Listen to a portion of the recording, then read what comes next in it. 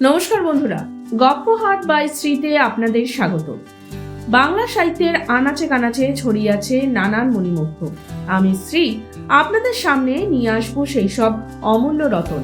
নিয়মিত বাংলা সাহিত্যের সেই সব অমূল্য সম্পদের খোঁজ পেতে চাইলে অবশ্যই গপ্পহাট বাই শ্রী চ্যানেলটি সাবস্ক্রাইব করে নেবেন। একই সাথে পাশের বেল আইকনটি ক্লিক করতে ভুলবেন না। এর ফলে নতুন গল্প আসলে সাথে সাথেই নোটিফিকেশন পেয়ে যাবেন আপনারা। শুরু হচ্ছে আজকের গল্প প্রখ্যাত সাহিত্যিক হেমেন্দ্র কুমার রায় রচিত ভৌতিক গল্প শয়তান। গল্পটি নেওয়া হয়েছে দ্বীপ প্রকাশনের তরফ থেকে প্রকাশিত হেমেন্দ্র কুমার রায়ের কিশোর ভৌতিক সমগ্র থেকে। গল্প পাঠে আমি শ্রী, গল্পের চরিত্র সুরেনের ভূমিকায় শ্রী, হরিশের ভূমিকায় অরিন্দম ঘোষ।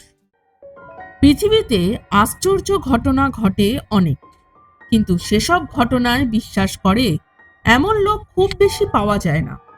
আমার জীবনেও একবার একটা ঘটনা ঘটেছিল।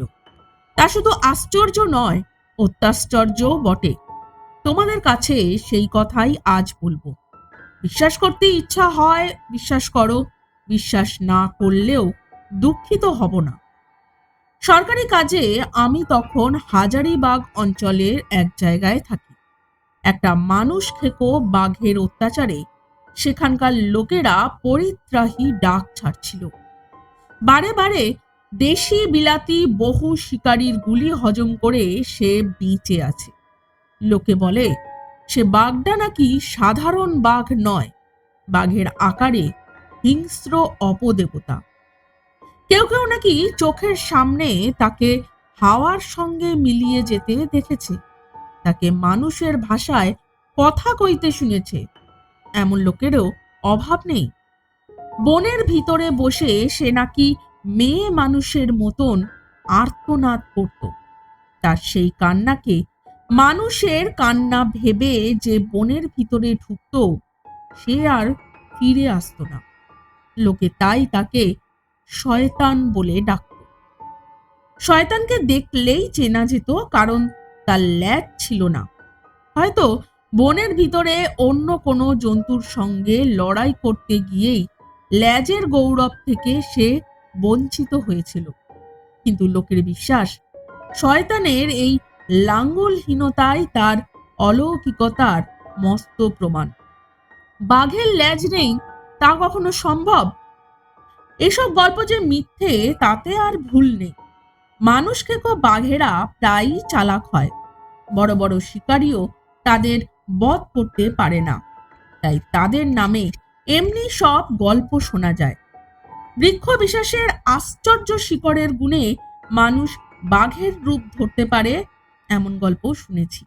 কিন্তু আধুনিক যুগে নিতান্ত মূর্খ ভিন্ন আর কেউ এসব গল্প বিশ্বাস করবে না। শয়তান যে সাধারণ বাঘ একদিন তার প্রমাণ পেল। বন্ধু হরিশের সঙ্গে সন্ধ্যার আগে হরিণ মেরে ফিরে আসছি। আমাদের পিছনে পিছনে আসছিল মরা হরিণটাকে কাঁধে করে দুজন কুলি, আর বাঘের মতোই বড় আমার শখের কুকুর টাইগার। বনের একটা মোড় ফিরতেই সামনে দেখি পথের ওপরে বিড়ালের মতন কুণ্ডলি পাকিয়ে ঘুমিয়ে আছে মস্ত বড় একটা বাঘ। তার লেজ নেই। পিছনের কুলিরা রুদ্ধশ্বাসে অস্ফুট স্বরে একসঙ্গে বলে উঠল, শয়তান! পর মুহূর্তেই আমরা দুজনে একসঙ্গে বন্দুক ছুড়লুম। শয়তান লাফিয়ে দাঁড়িয়ে উঠেই আবার পড়ে গেল, আর নড়ল না। এত সহজে শয়তানকে ঘায়েল করে আমাদের আনন্দের আর সীমা রইল না।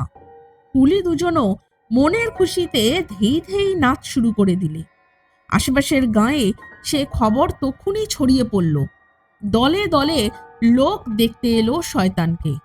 অনেকে তার মৃতদেহের ওপরে কিল চল লাথি বৃষ্টি করে মনের ঝালও ছেড়ে নিলে। অনেক কষ্টে তাদের থামিয়ে জন কয়েক কুলির সাহায্যে শয়তানের দেহ তুলে আবার নিজেদের বাসার দিকে রওনা হলো। খানিক দূর যেতেই বিরাট এক ক্রুদ্ধ দৈত্যর মতো সারা আকাশ জুড়ে একখানা মিশমিশে কালো মেঘ ছুটে এলো। ভীষণ ঝোড়ো নিঃশ্বাস ছাড়তে ছাড়তে। শহরে বসে তোমরা এই মেঠো বুনো ঝড়ের কল্পনাও করতে পারবে না। দেখতে দেখতে পরেশনাথ পর্বতের আকাশভেদী চূড়া ধুলো মেঘের আড়ালে অদৃশ্য হয়ে গেল। বনের গাছগুলো পাগলের মতন মাটির ওপরে বারবার মাথা কোটবার চেষ্টা করতে লাগলো, আর যেন তার বিপুল ফুৎকারে সারা পৃথিবীর আলো কাঁপতে কাঁপতে নিভে গেল। খানিক তফাতেই একখানা পুরনো বাংলো ছিল। আমরা তাড়াতাড়ি তার ভিতরে গিয়ে আশ্রয় নিলুম। ঝড়ের পর এলো বৃষ্টি, সন্ধ্যার অন্ধকারকে সঙ্গে করে। বুঝলুম আজ আর বাসায় ফেরা হবে না, কারণ এখান থেকে আমার বাসা অন্তত 5 মাইল তফাতে। মাঝে আবার নদী আছে। সেই পাহাড়ে নদী বৃষ্টি ধারায় পুষ্ট হয়ে এতক্ষণে দ্বিগুণ হয়ে উঠেছে নিশ্চয়ই। কুলিরাও চলে যেতে চাইলে বকশিসের লোভও গ্রাহ্য করলে না। তারা দুটো কারণ দেখালে। প্রথমত, শয়তানের মৃতদেহের সঙ্গে তারা রাত্রিবাস করতে নারাজ। দ্বিতীয়ত, এই বাংলোয় আগে এক সাহেব থাকত, কারা নাকি তাকে খুন করেছিল।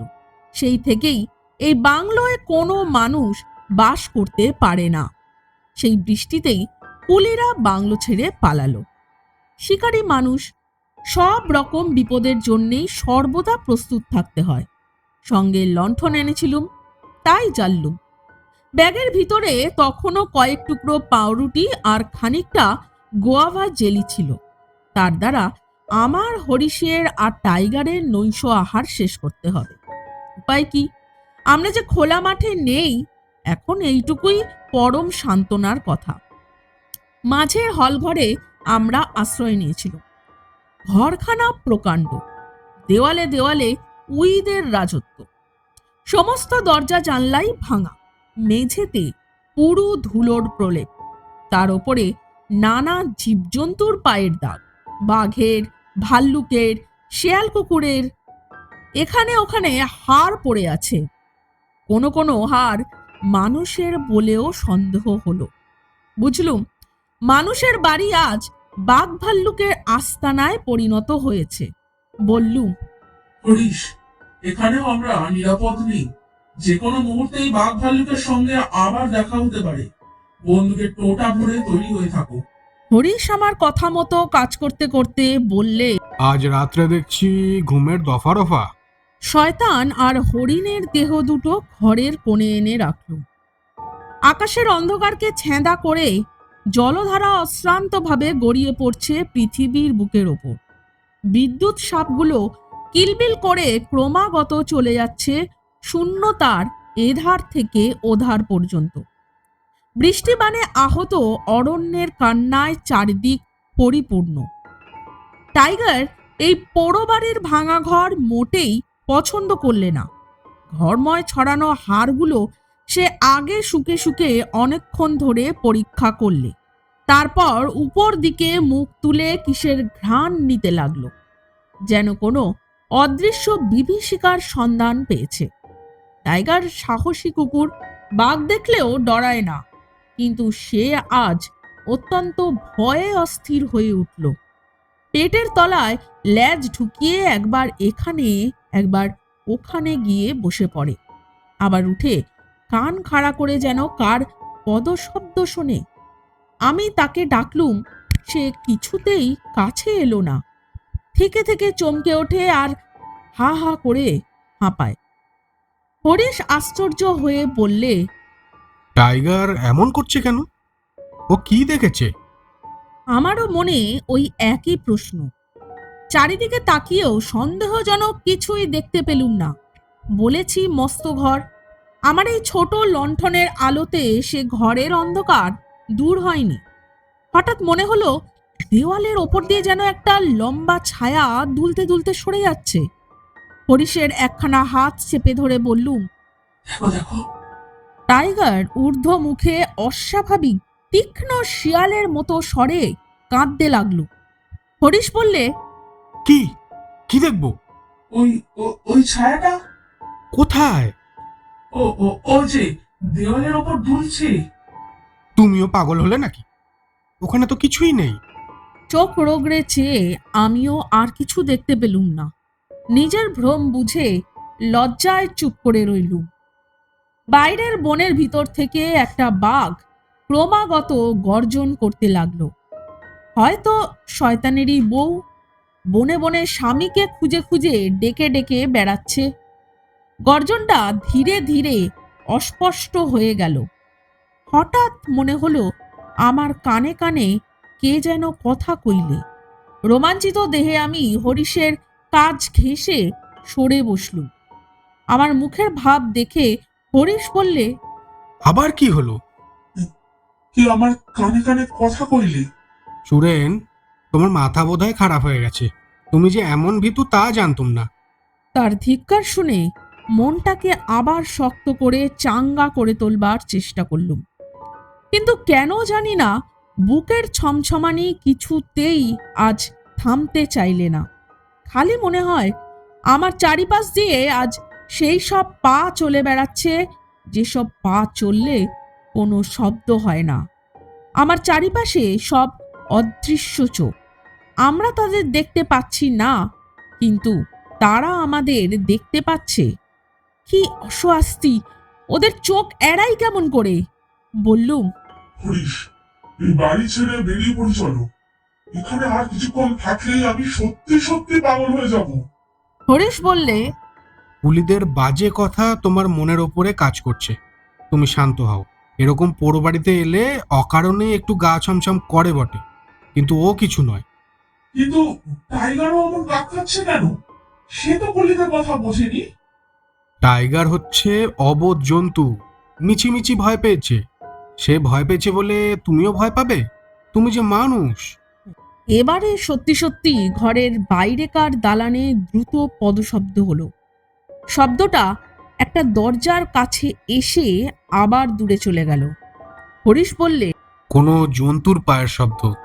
কিন্তু আমার মন বললে কোনো জন্তুর পায়ের শব্দ নয়। জীবনে আমার মনের ভিতরে এমন অলৌকিক ভাবের উদয় হয়নি। ভাগ্যের সঙ্গে হরিশ আছে, নইলে আমার অবস্থা কি হতো কে তা বলতে পারে। হাতঘড়ির দিকে তাকিয়ে দেখলুম রাত 12টা।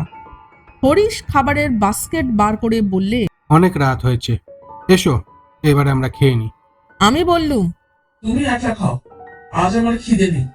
ঠিক সেই সময় খুব কাছেই আবার বাঘের ঘন ঘন চিৎকার শুরু হলো। শয়তানের সঙ্গিনী কি খোঁজ পেয়েই এখানে এসে হাজির হয়েছে? হরিশ বললে, বন্দুক নাও, বাঘটা ভেতরে আসতে পারে। খুব দীর্ঘ, করুণ ও অস্বাভাবিক এক চিৎকার করে বাঘের ডাক থামল। সঙ্গে সঙ্গে ভাঙা জানলা দিয়ে ঝটপট করে ঘরের ভিতরে কালো কুচকুচে কি একটা ঢুকে পড়ল। হরিশ বললে, বাদুর। তারপরেই দরজার চৌকাটের ওপরে এসে দাঁড়ালো মস্ত বড় একটা কালো কুৎসিত বিড়াল। বাদুরটা ঘরের চারিদিকে চক্রাকারে উঠতে লাগলো আর কালো বিড়ালটা ল্যাজ তুলে ক্রমাগত ডাকতে লাগলো, মিয়াও মিয়াও মিয়াও মিয়াও। বাদুরটা হঠাৎ গোত্তা খেয়ে শয়তানের মৃতদেহের ওপরে গিয়ে পড়ল। তারপর দুই ডানা বিস্তার করে সেইখানেই স্থির হয়ে রইল, একটা মূর্তিমান অভিশাপের মতো। টাইগার আবার দাঁড়িয়ে উঠল এবং ভয়ানক এক আর্তনাদ করে আমার পায়ের কাছে ছুটে এসে ধূপ করে পড়ে গেল। কাঁপতে কাঁপতে তার গায়ে হাত দিয়ে দেখি সে মরে গেছে। হরিশ সবিস্ময়ে বললে, সুরেন, দেখো দেখো। ওহ, কি সে দৃশ্য! যাকে আমরা সহস্তে গুলি করে মেরেছি, যার মৃতদেহ এতগুলো কুলি কাঁধে করে বয়ে এনেছে, যে মরে এতক্ষণে একেবারে কাঠ হয়ে গিয়েছিল, সেই শয়তান এখন আমাদের চোখের সামনেই চার পায়ে ভর দিয়ে সোজা হয়ে দাঁড়িয়ে আছে। আর তার দুটো চক্ষু আগুনের দুটো গোলার মতন দাউ দাউ করে জ্বলছে আর জ্বলছে। সে চোখটা যেন আমাদের ভস্মসাৎ করে দিতে চায়। বাইরে আবার বাঘ ডাকতে লাগলো।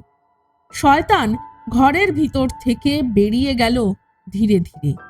বাদুড় আর কালো বিড়ালটাকেও আর দেখতে পেলুম না।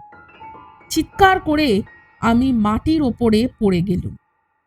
সেই সপ্তাহেই দরখাস্ত করে অন্য দেশে বদলি হয়েছি, পাছে শয়তানের সঙ্গে আবার দেখা হয়। হরিশের মতে আমাদের বন্দুকের গুলিতে শয়তান মরেনি, মূর্ছিত হয়ে পড়েছিল মাত্র। হতেও পারে, না হতেও পারে। শেষ হলো আজকের গল্প।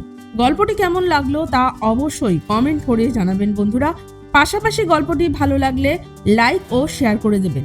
আজ তাহলে এই পর্যন্তই। আবার আমি আসবো আগামী সপ্তাহে নতুন গল্প নিয়ে। আজকের মতন বিদায়।